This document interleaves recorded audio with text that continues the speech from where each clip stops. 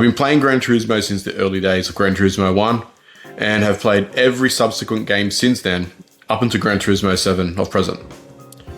One thing that was always missing from Gran Turismo, I felt, was the variety of cars that was included. Now, I know some of the early games had a very wide selection of vehicles and the modifications were pretty good. However, up until now, Gran Turismo never included things like engine swaps, and still to this day doesn't include other options like drivetrain swaps and racing modifications. Although we've got liveries now in Gran Turismo 7, there was an absence of that up until Gran Turismo Sport.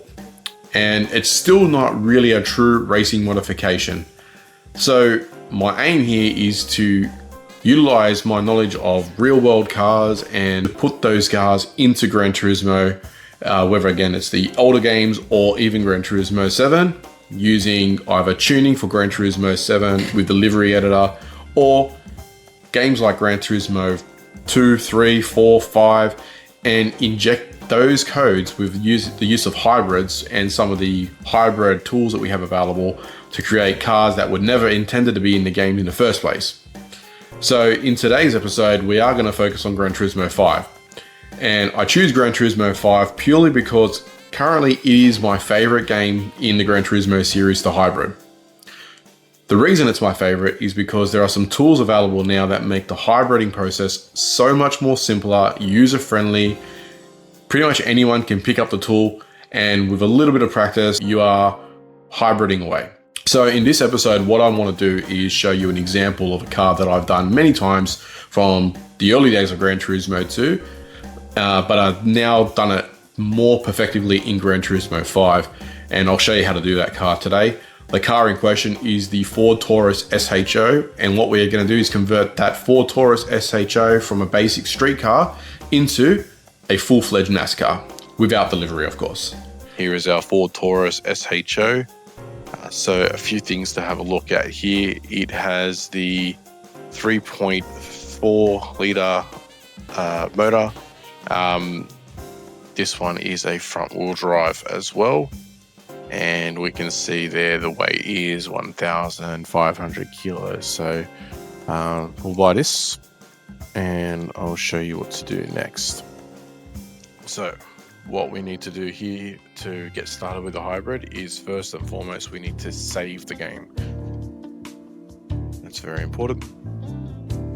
And then we need to exit the game and we need to load up our garage editor. So here we are in the hybrid builder. Quite an easy tool to use. Everything is pretty self-explanatory. Some of these features here I rarely use myself, as you can do a lot of the tuning in the game, but the main part of it here is this section. So this is where you will modify the car with parts from the other vehicles in the game. It's pretty much unlimited in terms of what you can do. You can do anything you want, put any engine in any car.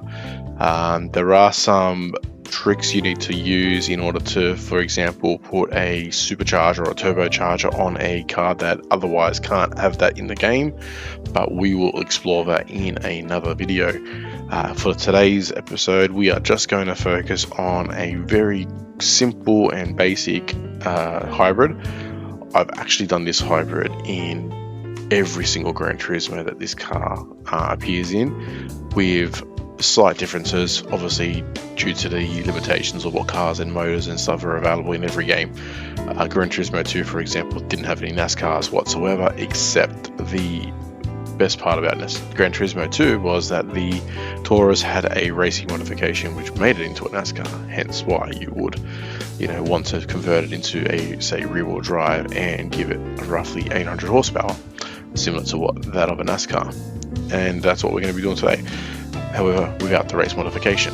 So first things first, the suspension.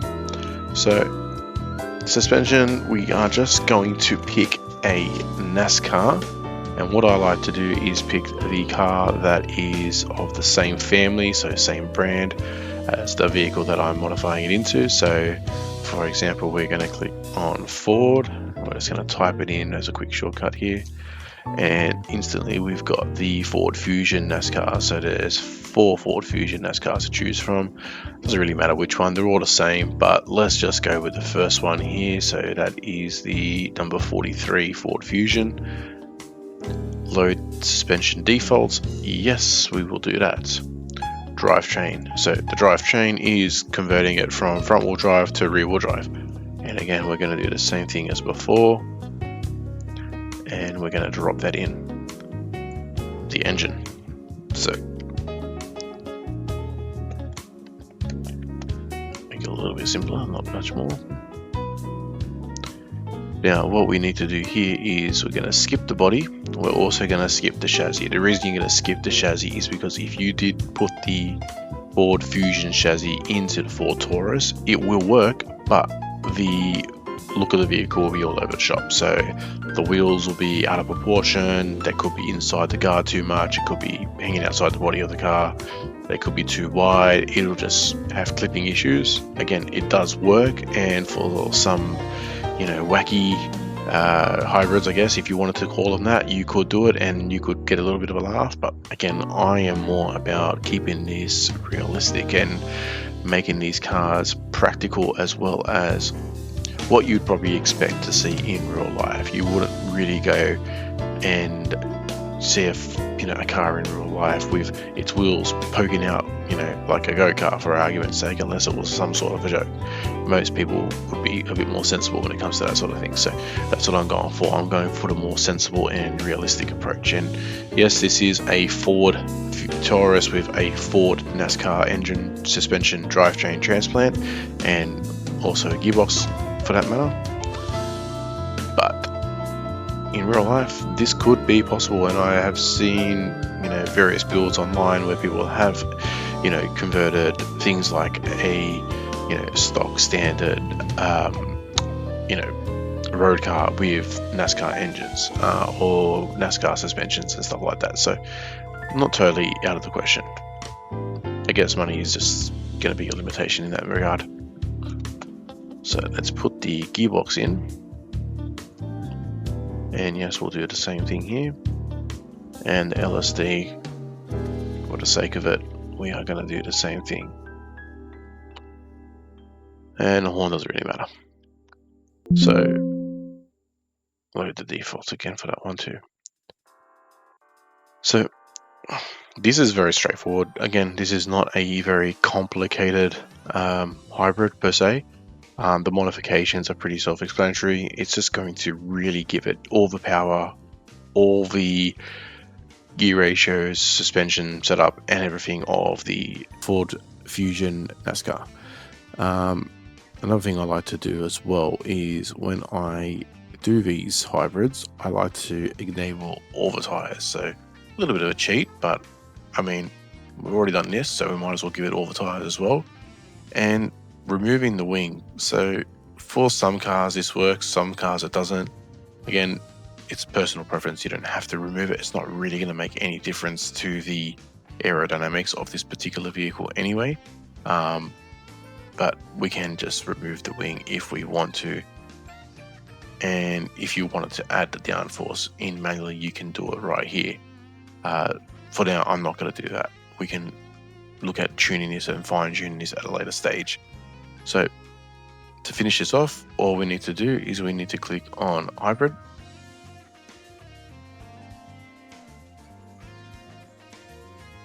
And your current car should now be upgraded. Go straight to GT5 and go straight to GT Auto to apply modifications. Very important, that part there. If you don't go to GT Auto, the modifications will just vanish and you'll need to do this process all over again. So all you need to do in GT Auto is just anything, but as you can already see, the car is severely lowered, which is obviously in line with the NASCAR suspension. But we're going to do an oil change. That's the quickest and easiest thing you can do here in GT Auto, and it will also give it a slight boost in power. So GT Auto, as you can see, and if you look back on the video, you'll see the original horsepower was only 234, 235. It's now whopping 824 and going to be 865. So let's do that.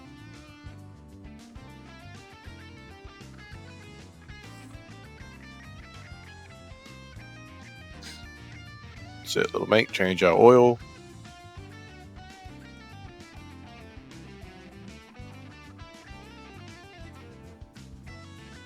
And that's done. So now what we can also do is we can give it some half decent wheels. Unfortunately, Gran Turismo 5 didn't have a very large selection of wheels. Gran Turismo 6 improved that, but Gran Turismo 6's hybriding capabilities are severely limited. In fact, pretty much non-existent due to the fact that it was reliant on the online saving mechanism that Gran Turismo 6 had. So Gran Turismo 5 is as high of a Gran Turismo series currently that you can hybrid these.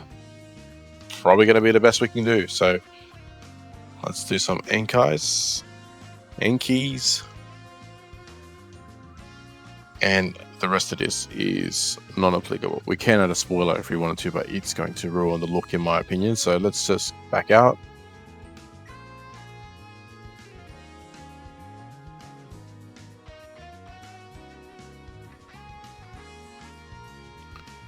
And if we go back to the garage, and we go to standard, right up at the top here is our Ford Taurus with 864 horsepower. Now, you'll notice that on the right hand side there where the descriptions are, the displacement still says that it's a 3.3 litre or 3.39 litre, and it still says it's front wheel drive. However, inside the actual race, you'll notice that it is far from it. Now, one other thing we want to look at is the weight. The weight says 1,509 kilos.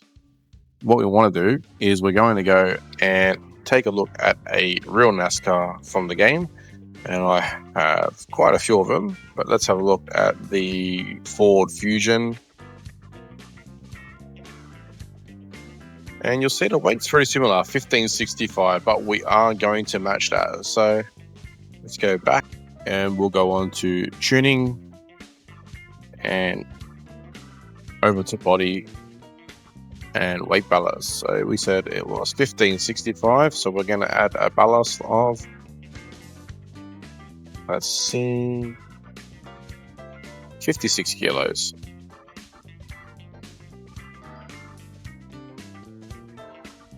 Now we have technically a Ford Taurus NASCAR. Let's put the racing tires on. I'm going to go racing soft. And another thing we want to try and do is we want to put a racing exhaust, because if we don't, the exhaust is going to sound very odd due to the fact that the NASCAR engine is in. So we put the racing exhaust to match the racing exhaust the NASCAR would have, and yes, it's going to bump up the power, but we're going to fix that as well. Purchase that. And also the manifold. So now we've got 987 horsepower, but we're going to dial that right back. So we're going to go to the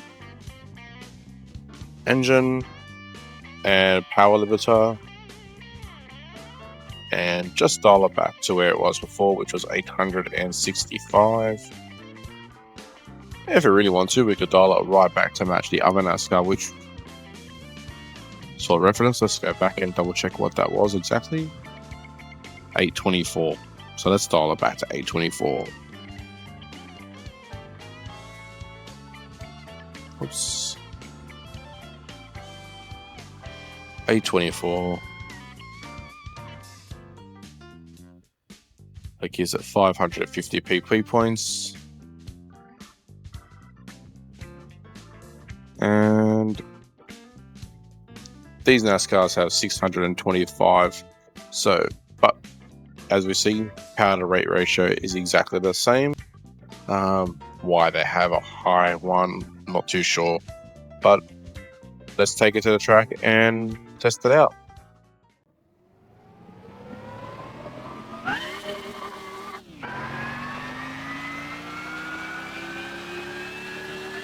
As you can hear, there's that NASCAR V8. It is absolutely pulling right like a NASCAR. Whoops. revving out to 9,500 RPM, or more than that, actually closer to 10,000 RPM. It is a very hard car to handle. It just likes to pull up top. But once he gains some speed, it does become a little bit stiffer.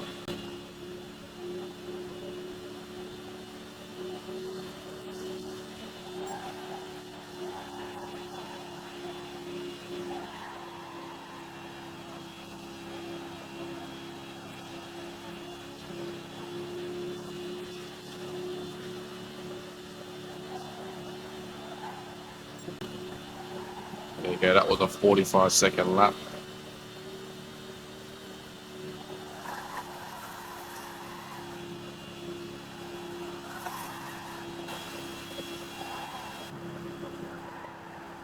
There you go. For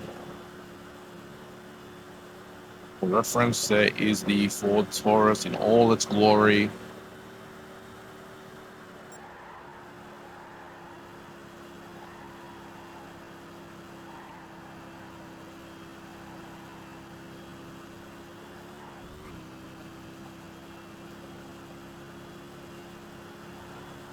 Lap sailing valid, but it was a 43-second lap. And